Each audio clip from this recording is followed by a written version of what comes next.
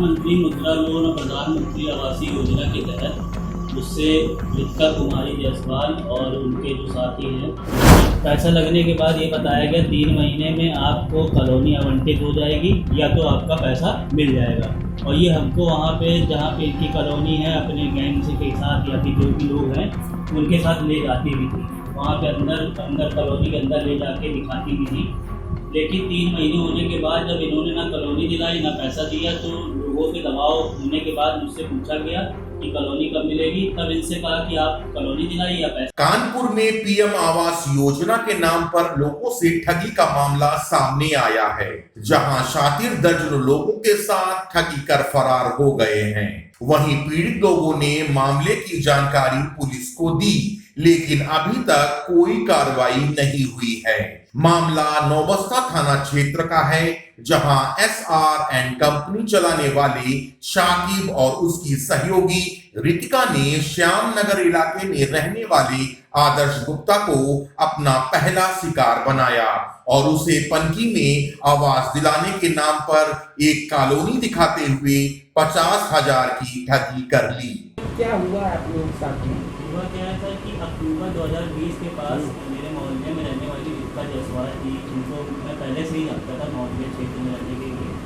लेकिन उन्होंने बताया कि मैं एक प्रधानमंत्री आवासीय सरकारी योजना में काम कर रही हूँ, सर्वे कर रही हूँ। उसमें मैं मेरे साथी और 1-2 लोग और हैं जो मेरे साथ काम कर रहे हैं। आदर्श आप पहले से ही इस क्षेत्र में हैं, थोड़े लोग जानते हैं और आप इससे पूछ कर भी नहीं रहे हो। मैं बेरोजगार था उस समय। तो इन्होंने बोला कि कुछ लोगों से मिलवाइए, जिसमें उन लोगों का पैसा आप लगवाइए और जिसमें आपका भी कुछ हम क्या कहते हैं खर्चा पानी और जो भी हमको सरकार की तरफ से मिलता है वो आपको मैं शेयर करूँगी। तो उसमें मेरे जितने भी मिलने वाले लोग थे, काफ़ी लोग रिश्तेदार भी थे, घर के भी थे और मेरे करीबी भी थे, उनको सबसे मैंने मिलवा दिया।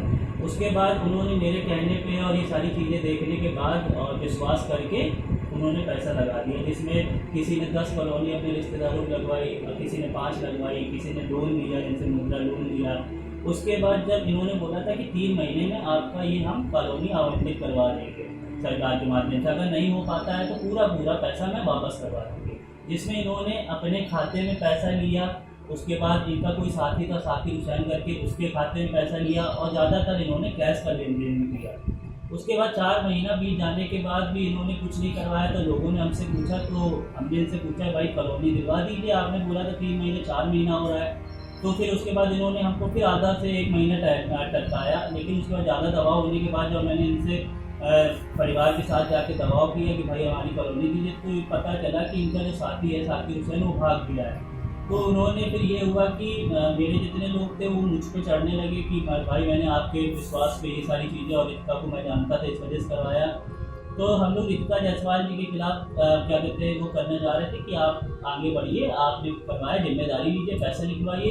तो इन्होंने कहा कि आप मेरे खिलाफ कुछ ना करवाइए, मेरा साथ दीजिए और मेरे साथ चल के नौबस्ता थाने पे जो मेरा साथी है मैं उसके खिलाफ वो सारा कंप्लेन वगैरह करती हूँ।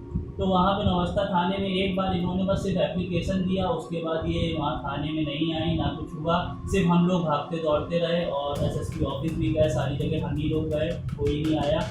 उसके बाद वहाँ से भी कुछ ज़्यादा कार्रवाई नहीं हो पाई और इस बीच थोड़ा कोविड की वजह से भी सारा मामला थोड़ा कम हो गया। तो फिर उसके बाद भी कुछ नहीं हुआ। ये यहाँ से शहर छोड़ के भी चली गई, लखनऊ या कहीं, पता चला लखनऊ गई हैं। और इनके पिताजी से पता चला। अब क्या चाह रहे हैं आप? अब सब ये चाह रहे हैं कि जितने भी हमारे लोग हैं, जो भी लोग ठगी का शिकार हुए, उनका पैसा जो भी है वापस मिल जाए। उसमें जो भी हो उसमें जांच करवा के जो भी दोषी पाया जाता है उसके खिलाफ कार्रवाई। आपने बताया कि उन्होंने आपको जो है बुलाया था, बोला था आपको नौकरी के नाम पे, आपको भी कुछ अमाउंट दिया है, तो वो कैसे क्या दिया उन्होंने? उन्होंने मुझसे मेरा खुद का भी 25-25 हज़ार करके 2 बार अपने जो साथी हैं उनके अकाउंट में पैसा पड़वाया। और उन्होंने बोला था कि मुझे जो भी सरकार की तरफ से आता है, इसका जो भी कमीशन आता है या जो भी आता है, मैं आपको खर्चे के तौर पे इसको शेयर करूँगी। इस चक्कर में मैंने भाग कर दौड़ कर के अपने जितने भी लोग हैं उनके घर गए, उसका सर्वे जहाँ पे ये कॉलोनी बताती थी आप पनकी में, वहाँ पे लेके गए लोगों को विजिट करवाया, सब कुछ करवाया। सिर्फ ये मुझे खर्चा देती थी, कभी 5,000 कभी 10,000 ऐसे करती। लगभग कितना पैसा दिया आपको? लगभग मुझे करके इन्होंने 70-80 हज़ार रुपये दिया, जिसमें से मुझसे 20-25 हज़ार रुपये वापस भी दिया है इन्होंने। उसका अब मेरे पास ऑनलाइन सारा ट्रांजेक्शन है। अब क्या चाह रहे हैं? अब ये चाह रहे हैं सर कि ये हमको उल्टा फंसाने की कोशिश भी कर रही हैं। जब इनके खिलाफ मैंने कंप्लेंट किया तो इन्होंने श्यामनगर चौकी में दबाव बनाकर मेरे ऊपर लगातार दबाव बनाया जा रहा है कि तुम केस वापस ले लो या फिर क्यों इस चक्कर में पड़ जाओ। अगर वहाँ से सामने वाली तरफ से लड़की पक्ष है, अगर कोई भी एप्लीकेशन या कुछ भी आती है तो गलत मुकदमे में बहुत लंबा फंस जाओगे, इस तरह से दबाव। क्या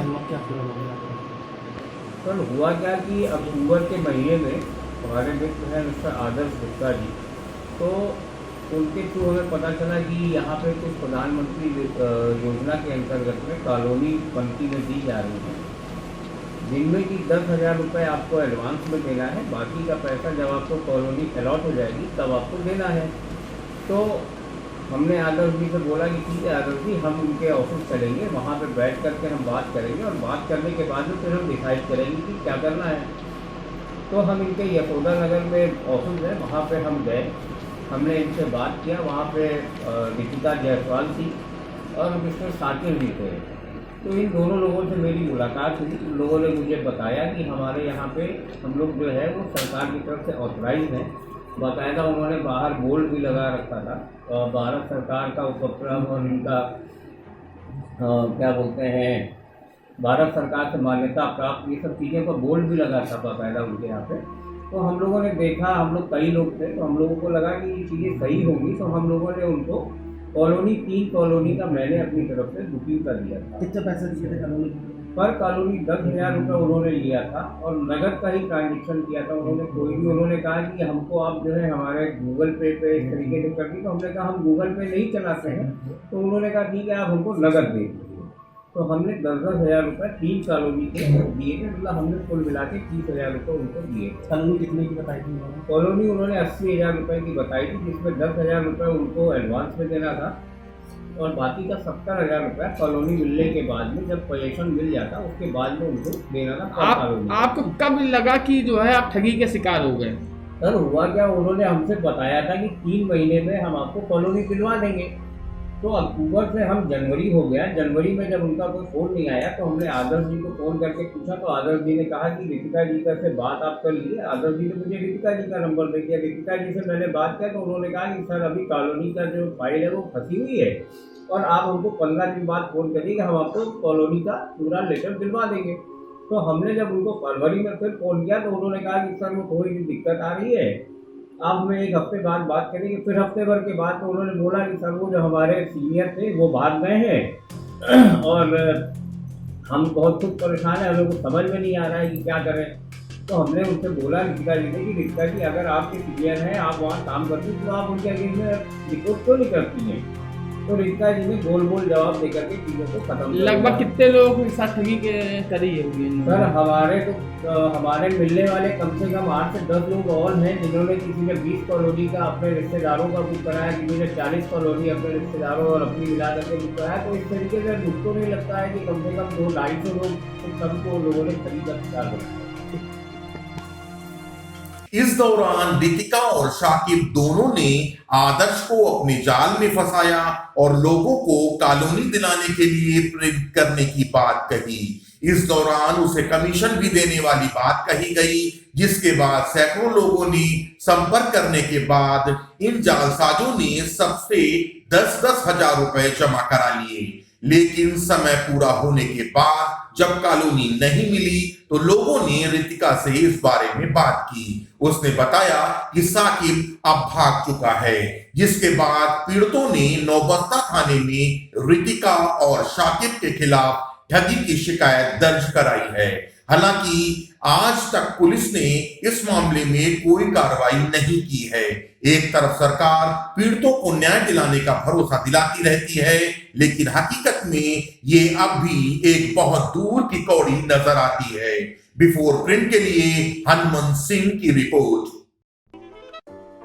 अगर आपको हमारा वीडियो पसंद आया हो तो इसे लाइक करें, सब्सक्राइब करें और साथ ही बेल आइकन दबाना ना भूलें।